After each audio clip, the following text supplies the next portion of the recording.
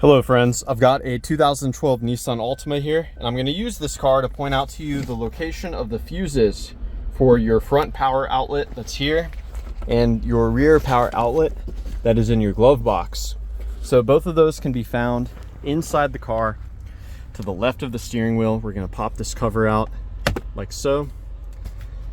And there are two 20 amp fuses in here for those power outlets.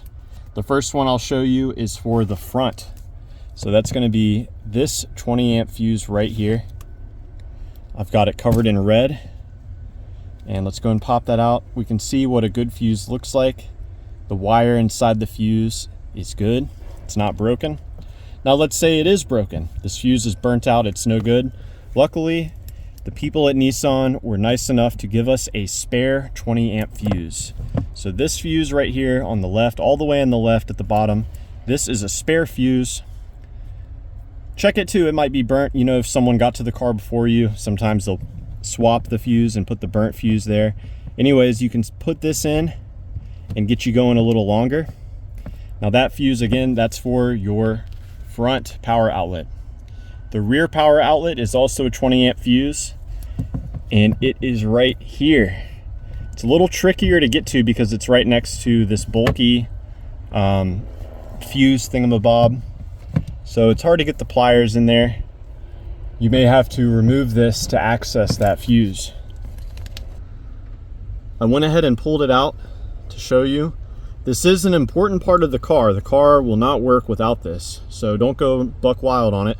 But it did pull out slightly, at which point I was able to reach my fingers around and squeeze these tabs, top and bottom. And when I squeezed those 4 tabs, I was able to pull it out all the way.